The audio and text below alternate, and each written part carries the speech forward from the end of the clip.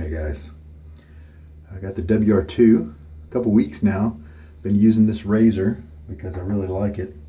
I just got it in, a couple weeks ago. Maggard SHD Badger knot.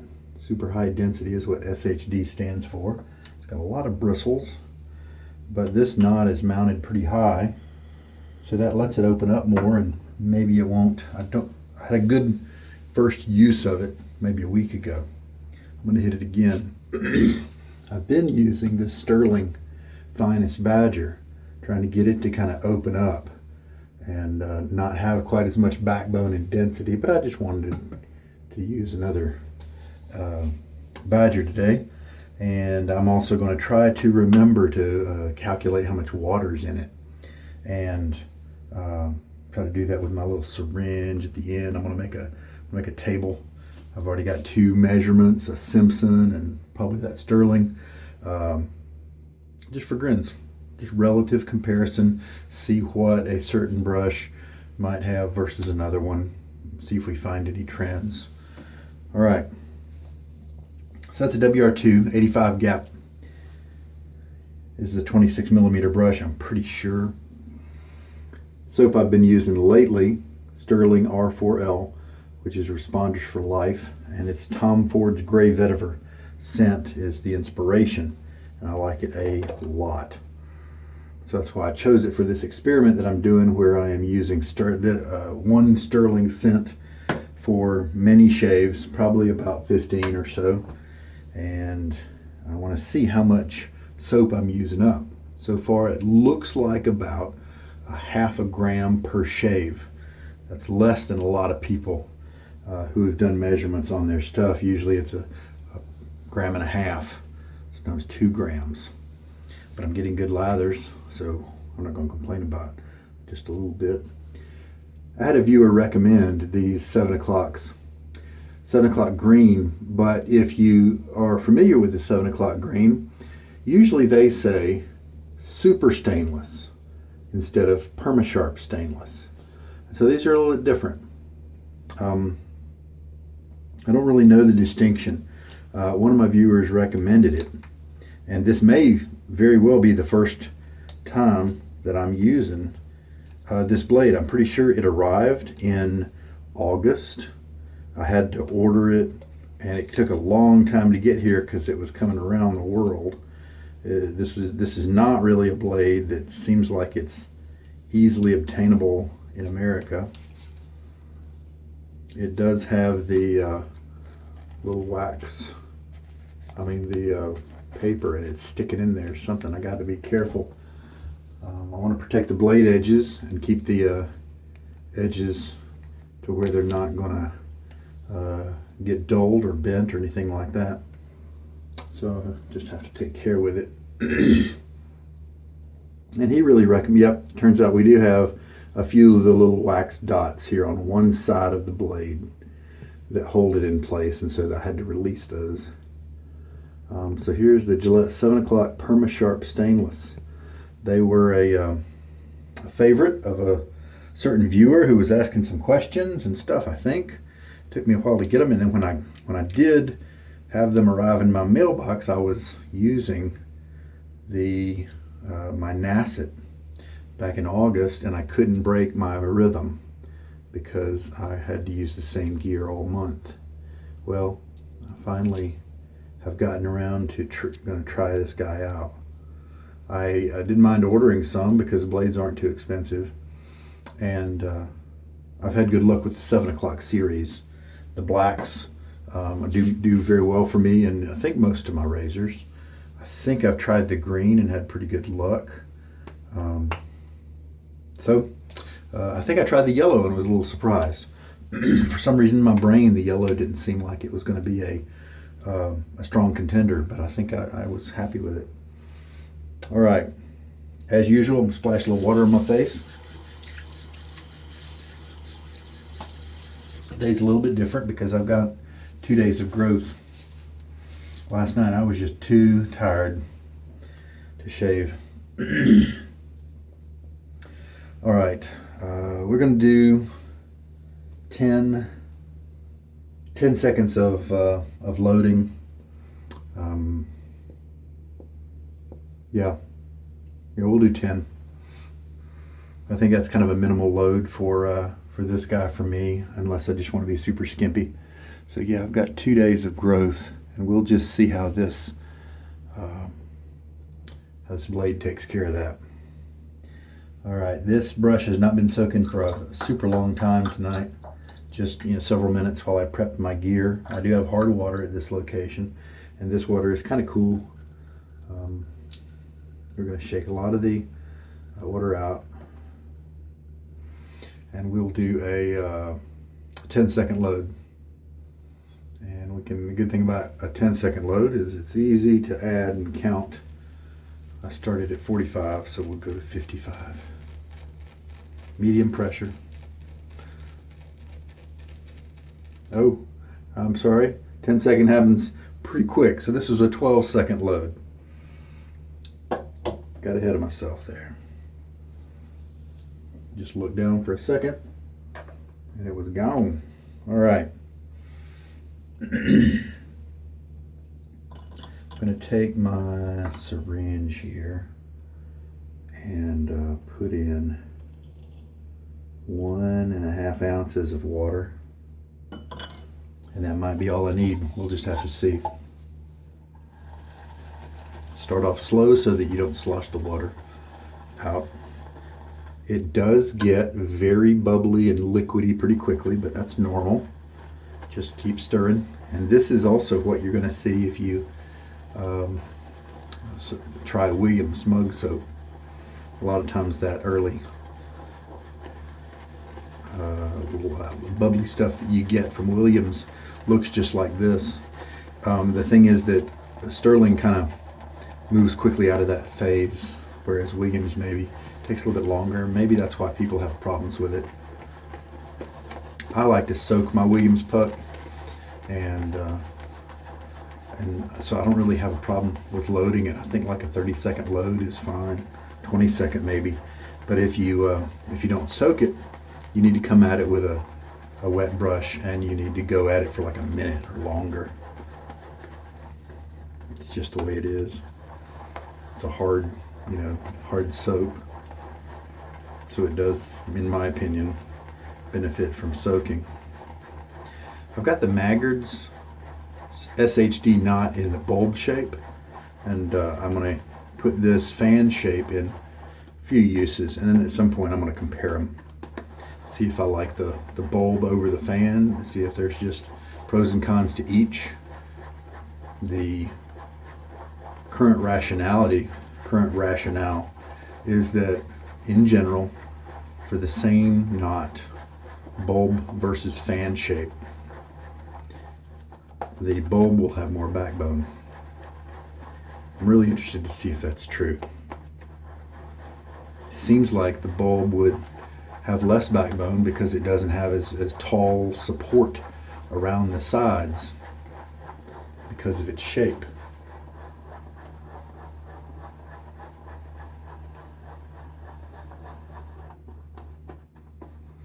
We're looking pretty good. Love this scent a lot.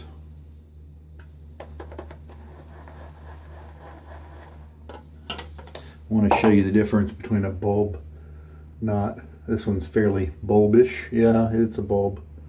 And then here is a fan shape. This one is almost a hybrid. Some bulbs are more pronounced than this. They have a little bit less, around the sides here, a little bit trimmed away. But this is definitely a fan.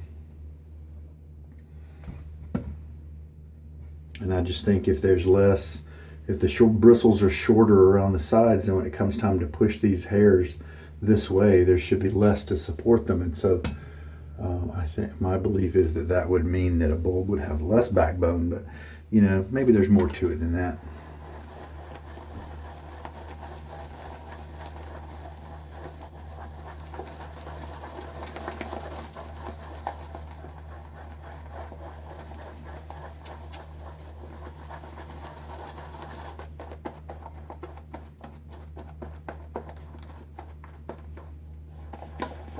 We don't have tons of lather, but we should have plenty. And this one's kind of thick. Look at the textures. Look at the hills and valleys. It's not one big blob. And so normally I might add a little bit more water, and I think I will go ahead and add that last half teaspoon. So this is now a 2 teaspoon lather. So let's just integrate that. Give it a good mix.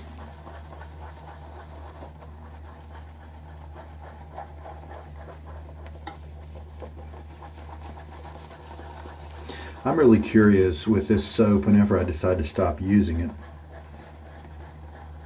Really curious what the water change is. Like on my last time I'm going to use it, I will weigh it before the use, as is my custom. And then I'm going to let it sit for a while with the lid a little bit vented, because that's the way it started out. I want my final kind of calculation to be when it has the same amount of water that it had when it started out, which was kind of low. It had sat around for a while, so it shouldn't have been too much water in it. But if I stop the last day, then it's going to have a day's worth. Now, is that half a gram? Is that 3 grams? I don't know. That's kind of one of the things I'm curious about. Now we have kind of achieved a little bit of a explosion of the lather. Now look at the textures. See how it's smoother now? That's something to look for when you are working on your own lather. You may like it in the previous state when it had some hills and valleys. That might be the viscosity that you prefer. Or you may be like me and probably like it more like this. Figure out your own way with that. Throw water on my face. All right, let's see how this brush does on a 2-day beard. It may not feel all that awesome with such larger than average stubble.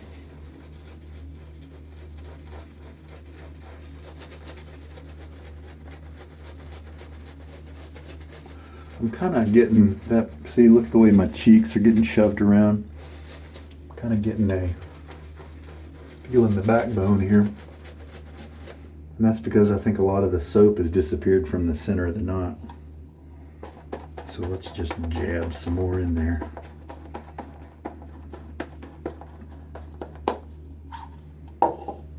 These dense knots, I think they just kind of are like that.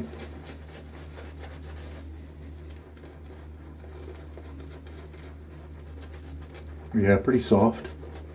Nice soft tips.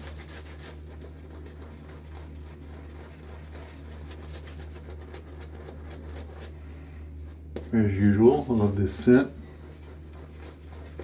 Stirling's performance is terrific. Even though this 84 Wolfman is a kind of a low gap, it's actually it's lower than the lowest one he makes. In terms of a normal regular size, and so I wouldn't mind probably if it got a little lower, a little smoother, but I'm enjoying it. So I bet and it's still quite efficient, so I'm pretty sure it's going to cut, going to be able to cut right through. Just hope the blade can keep up. Probably can.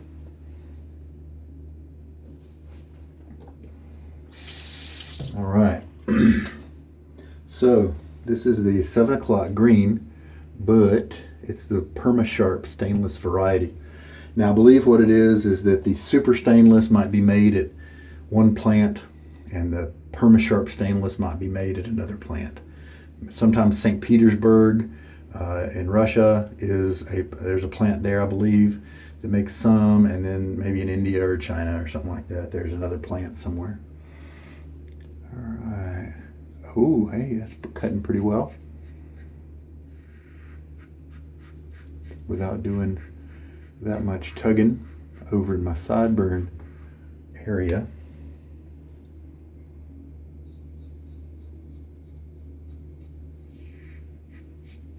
It's not cutting super smoothly, but it's pretty good.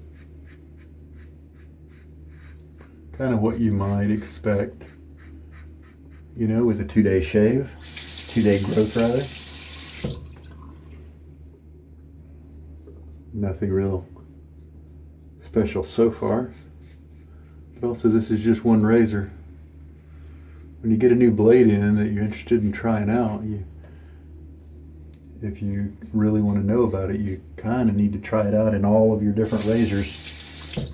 If you just have 2 razors, or if you have 30, to fully know how it's going to work for you.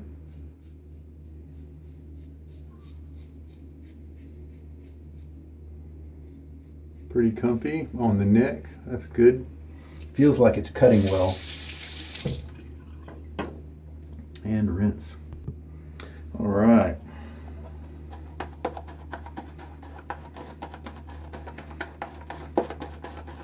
That ended up to be just a little wetter than I wanted. I think maybe I forgot to work the water out of my goatee.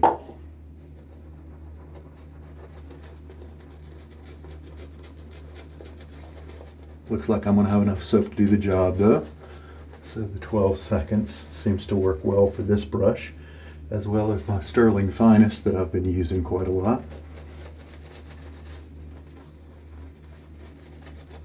This guy and the Stirling Finest are actually pretty similar in terms of the backbone, in terms of how they act when, like right now, when the lather's kind of wet.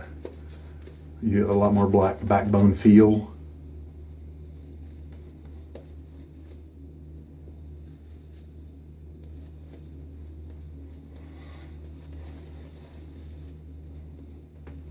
So that means that the Stirling is a better value because it costs about half as much as this as the Maggard's not.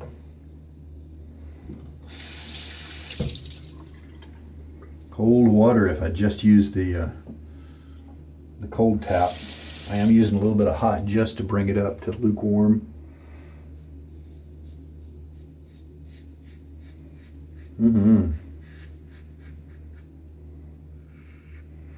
Nice comfy blade feel right now with so much of the hairs being cut nicely. First pass.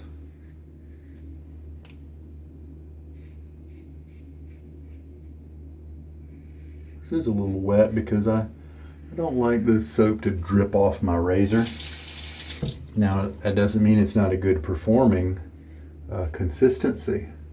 Some people actually prefer that, and some people get great shaves with such a wet lather, but it's just a little impractical and annoying to me to have it be that goopy.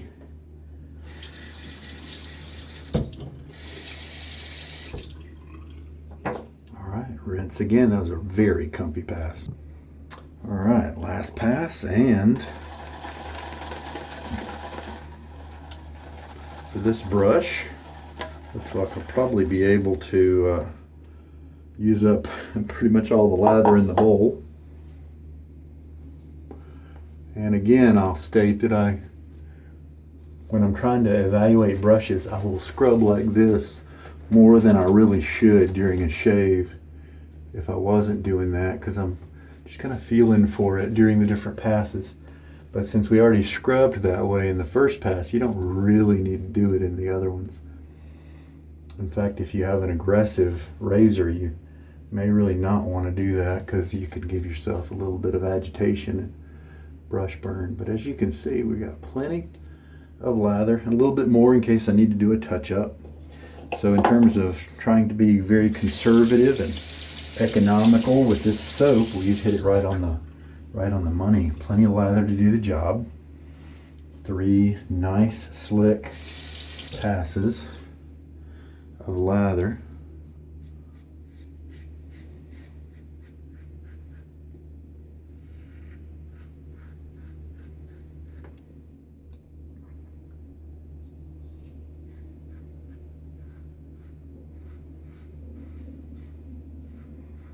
Painting my other bathroom downstairs.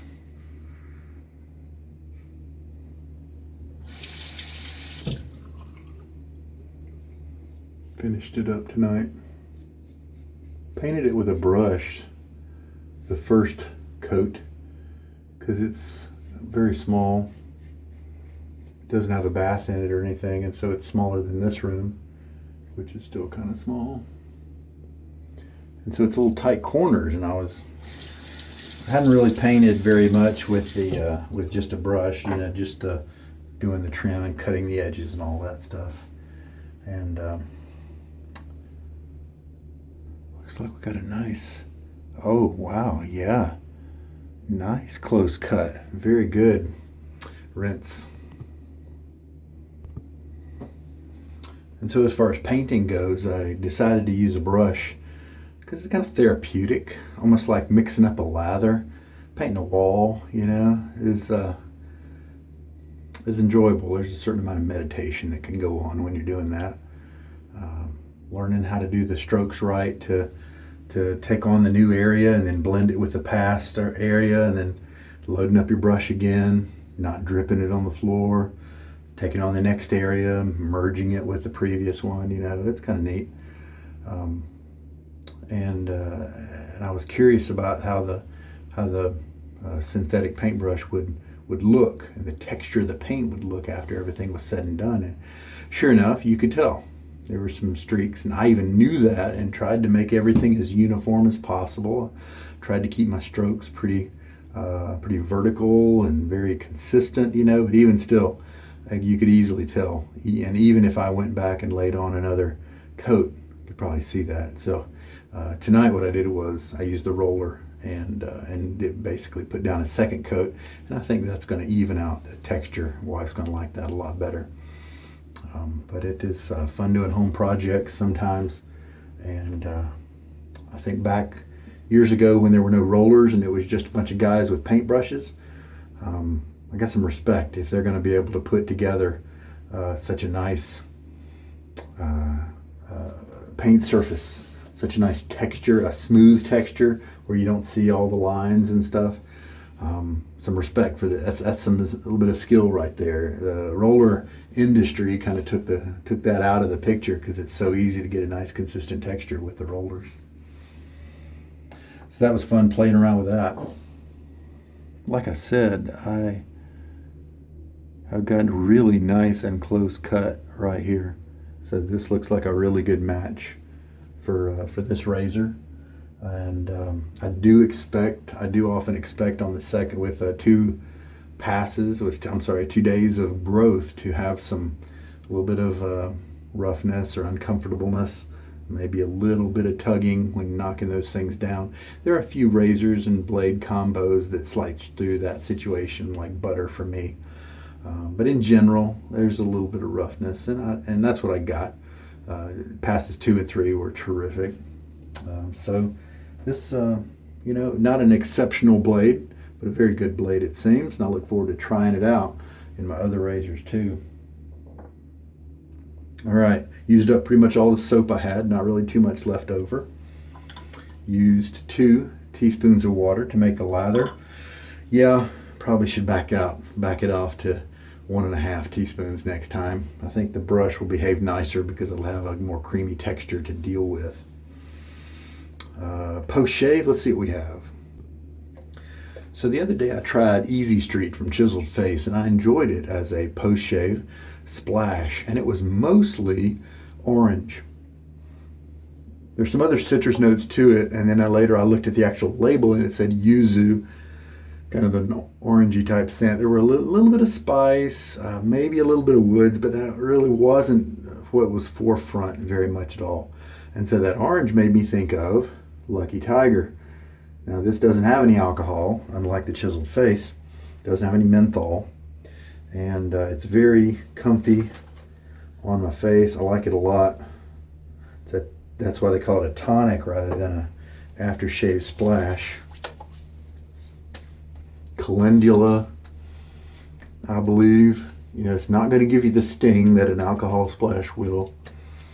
It's more for kind of skin food. It's got a light orange scent. It's not nearly as strong as the Easy Street. Soothe and refresh. It's got some aloe, chamomile and the calendula that I mentioned. Pretty cool. They do have a creamy shave as well. It works well. Happy with that too. I don't whip it out as often as I should maybe. Time for cleanup. I just finished stropping this guy on a towel, and you can see how he opens up very nicely. And these dense brushes, I think I'm learning that if you like wet lathers, then these dense brushes may have more backbone than if you put a average thickness lather into it, average viscosity lather, just because of their backbone and their density. And so while a more standard silver tip, more standard Badger brush like this one, I believe this one is a golden nib premium silver tip. See, this guy just has so many more tips per square inch, but this guy will perform better with a thinner lather like the one I had tonight, because he just doesn't have as much backbone to poke me around. Now obviously if you like backbone, then maybe that's a different story, but I think I'm learning that about these dense knots. They for me, they like to have that creamy lather, and don't water it down too much, or you're just going to kind of feel it. All right, man, this the Lucky Tiger just always makes my skin feel good. It just feels nice. Whatever proportions, ratios they put with the aloe and all the other ingredients, it is just a nice one. My face doesn't feel tacky or anything like that. It just feels good.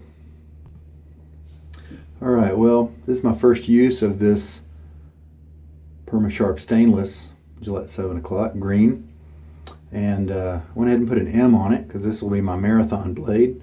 It'll take me a while to put a lot of uses on it, but why not start in the beginning?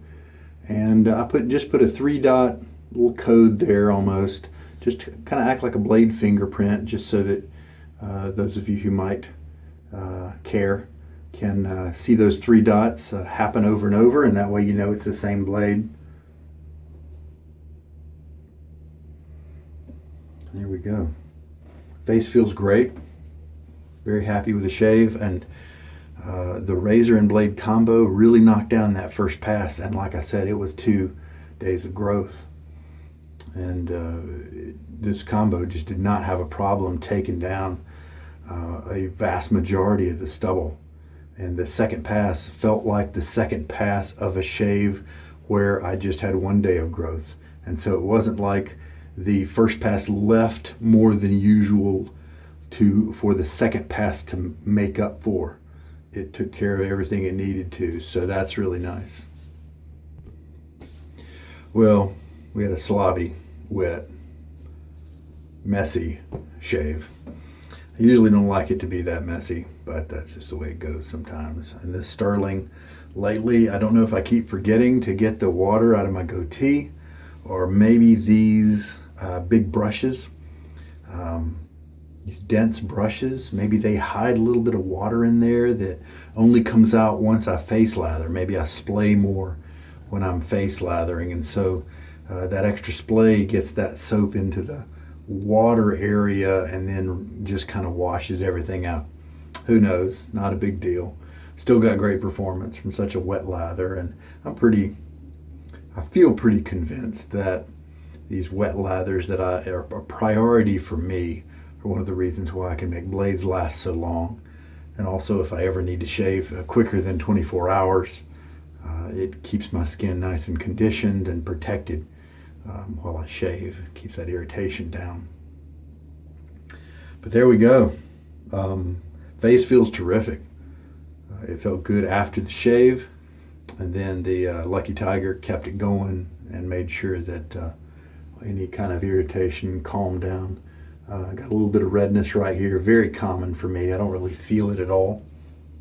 Nice close shave, really happy with this one.